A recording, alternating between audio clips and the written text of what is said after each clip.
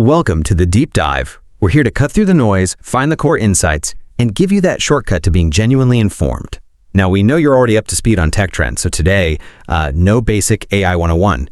Instead, we're jumping straight into the deep end, looking at AI's emergent properties, and tackling that really big question, the one that's kind of hanging over our future. Is AI becoming our most powerful ally, or are we, actually building our own replacement? We've got some fascinating source material here, painting a complex picture. So let's get into it. Okay, let's move past the simple idea of AI as just machines learning. That definition, while technically true, doesn't quite capture the revolution happening underneath. It's the speed and the scale of that learning that seems really crucial. What capabilities are bubbling up from this that we really need to understand? Exactly. It's the speed and scale that's the game changer. We're talking deep neural networks chewing through, just unimaginable amounts of data. And this learning curve, it's exponential. It fundamentally shifts the power balance, not just raw calculation, but pattern finding, prediction, things that go way beyond human gut feeling. Right. Our sources point back to that classic example, computers beating chess grandmasters, but it wasn't just beating them. It was like transcending human strategy altogether. The different way of thinking almost. Precisely. Now, take that kind of dominance, that strategic edge, and apply it beyond the chessboard. Think global finance, complex political forecasting, even military strategy deployment. And this isn't some far-off future thing. In specialized fields, it's happening now. It's really changing what being an expert even means. It really makes you think, doesn't it? Yeah. How much of this power shift is already woven into the tech we use every day? Like our phones finishing our sentences or navigation apps rerouting us instantly. That power shift you mentioned, it's not just impacting grandmasters. It's subtly changing how the world works. Often invisibly, right? Absolutely. Until you really look closely, like the algorithms deciding what news you see or how logistics networks run. Yeah. It's a fundamental rewiring of decision making. Yeah. Big picture and small scale. Okay, so grappling with that power shift. Yeah. The first really big shock waves seem to be hitting the economy. Let's dig into that immediate threat. Job displacement. Yeah. It feels like the first tangible wave hitting shore for many people. Yeah, and connecting that to the bigger picture, the potential scale here is pretty massive. Our sources flag a really stark number from the World Economic Forum. They estimate nearly 85 million jobs could be displaced by 2025, just 2025. 85 million, wow, it's soon. It is, and think about whole industries just fundamentally changing shape in a very short time. Manufacturing, admin roles, sure, those are obvious. But we're also seeing AI hit customer service, data entry. Yeah. Even bits of legal work, creative stuff. It's broader than people might think. Much broader. Now, new jobs will pop up, roles in AI development, ethics, human AI teams. But the big question is, how does that transition actually work? Is it fair? Is it equal? Probably not, historically speaking. Likely not. It could create huge skill gaps, potential for real economic instability. We could see demand for certain human skills just plummet, while demand for new niche skills skyrockets, leaving a lot of people struggling to adapt. That's not just economic pain, it's social pressure, political tension too. It really does force you to think about the personal impact.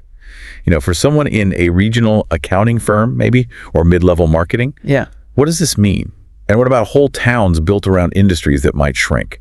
Or people whose skills they worked hard for suddenly aren't needed? Exactly. When we say new jobs emerge, what's the real timeline for people to retrain? Are we talking years for displacement, but decades for reskilling? That mismatch is a huge potential problem. Yeah, it could shake up our whole idea of a stable career, couldn't it? But okay, the risks. They definitely go beyond just jobs and money. Let's shift to something with even heavier implications. AI in warfare. It feels like a dangerous leap, altering conflict itself. Though I suppose some argue it could reduce human error. Do the sources touch on that side? They do, but the overall tone is definitely one of caution, serious caution. This gets into control, ethics, what conflict even is in the 21st century. Our sources talk about autonomous drones.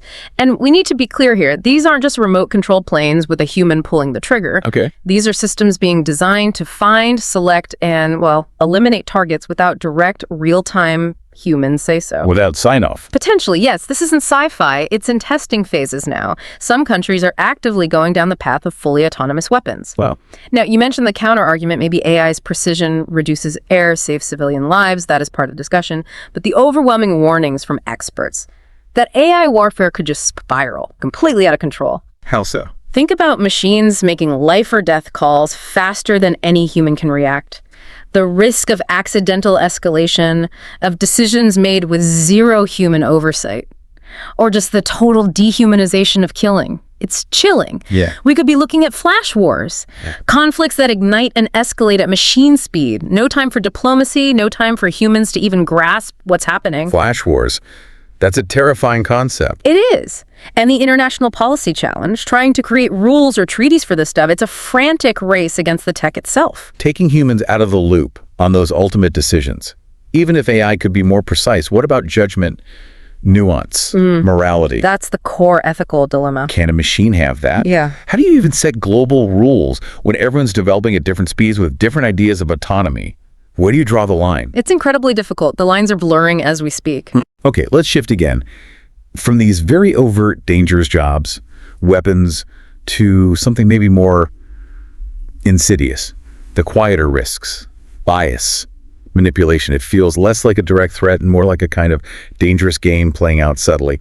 Who's really in control? Where does this bias in AI actually come from? Is it inherent? Well, that's the unsettling part. AI doesn't invent its own morality, right? It just mirrors the data we train it on. And if that data is flawed or reflects historical prejudice, well, the AI learns that too. Garbage in, garbage out, basically. Essentially, yes, but amplified. It's not always deliberate malice. It's often just baked in human biases from the enormous data sets. Like our sources point to facial recognition systems. They've consistently been shown to misidentify people of color far more often than white people. And that has real consequences. Huge consequences. Wrongful arrests, bias in loan applications, hiring. It's not trivial. No. But then there's the even broader thing. Social media algorithms. Think about how they curate everything we see. Our news feeds, the opinions we encounter, the narratives that get pushed. Yeah. It shapes what we believe. Creates echo chambers. Exactly. Filter bubbles, echo chambers, actively nudging public opinion, buying habits, even how people vote. It's often subtle, Not overt propaganda, just a gentle, constant shaping of your reality through what you're shown. Which leads to that critical question you raise. Yeah. Are we controlling the AI? Or, in these quiet but powerful ways, is it already starting to control us, our worldview? That's a really powerful thought. That subtle nudging makes you want to question everything you see online. If the AI is just reflecting biases, what can we actually do about it besides just be aware? That's the challenge. How do you tell helpful personalization apart from manipulation that might be messing with your head? We're all kind of guinea pigs in this, aren't we? In a way, yes. Constant vigilance is needed. Okay, and that brings us to, well, what feels like the ultimate fear, the big one, superintelligence. The idea that AI doesn't just get better than us at specific things like chess or diagnosis, but becomes smarter than humans across the board in everything. Creativity, planning, empathy, maybe, self-improvement. It forces a total rethink of intelligence. How could that even happen? Well, if we connect this to the experts, thinkers like Nick Bostrom have looked at this deeply. He warns about an intelligence explosion. An explosion. Yeah. The idea is, once an AI hits a certain level of intelligence, it can start improving itself recursively.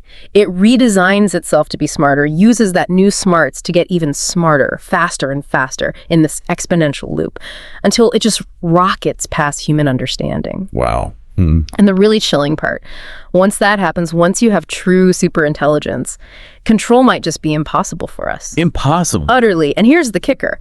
It doesn't even need to be evil. The sources stress this. It might not care about us at all, just indifferent. Indifferent. Like we're irrelevant. Think about how we build a highway. Do we worry about the ant colony in the way? Not usually, no. Exactly. Not out of malice, just indifference. Their existence doesn't factor into our bigger goal. A superintelligence with goals totally alien to ours could see humanity the same way. An obstacle, maybe. Or just background noise, irrelevant to whatever it's trying to achieve. That is profoundly unsettling. Our creation seeing us as just ants. It's a deep philosophical challenge to our place in the cosmos, really. If we can't control it, can we even guess its goals or understand its motives, assuming it even has motives we could recognize? It stretches the imagination. To its absolute limit. So, okay, we've looked at the economy, warfare, bias, manipulation, this mind-bending idea of superintelligence. It's a lot. Where does it leave us? Is the game lost? Do we have any moves left? Not necessarily lost, no. There's still agency. There are definitely efforts underway. Like what? What's actually being done? Well, one big area is called AI alignment. Researchers are working really hard on this, trying to design AI systems so they genuinely understand and, crucially, follow human values and intentions. It's complex stuff. How do you teach values to code? Through things like inverse reinforcement learning, where the AI figures out our preferences by watching us, and making AI more transparent, more interpretable, so we can see why it does what it does. Okay, that makes sense. Then you have governments starting to wake up and trying to regulate things, like the EU's AI Act, trying to categorize risk levels. And there are pushes for international treaties, especially on autonomous weapons. Regulation is starting them. It's starting, but maybe the most vital piece, it's us, society. Researchers, policymakers, the public, we all need to be in this conversation. We need to stay informed, be skeptical, ask hard questions, and get involved in actually shaping the rules of this dangerous game through discussion, advocacy, demanding transparency. It has to be a collective effort, a global one, really. That's empowering, knowing we still have a hand to play. Yeah. But it does feel huge, right? Beyond staying informed, what can someone listening actually do to shape the rules? Are there specific groups or discussions or just daily habits? It can start small, questioning the recommendations you get online, supporting organizations focused on AI ethics and safety, engaging in local or national discussions about technology policy, demanding transparency from companies using AI. Every bit helps build awareness and pressure. Right. Small actions collectively matter. Okay, so wrapping this up, let's bring it back to the core idea from our sources. AI itself isn't inherently good or evil, is it? It's a tool, a powerful one, built by us. Exactly. Which puts the responsibility squarely on us. The choices we make right now, the ethics we build in, the rules we enforce, how watchful we are, how we engage with it, that's what decides the future. Will it be our greatest ally, unlocking amazing things, or our most dangerous adversary? It really is on us, collectively. It is. A heavy responsibility, but an important one. It needs active engagement, not just watching from the sidelines. So as you navigate this world that's increasingly shaped by AI, maybe think about this. What's one concrete action, even a small one, you'll take this week? Not just to read about AI, but to actually engage with what it means for us and help shape where we go next.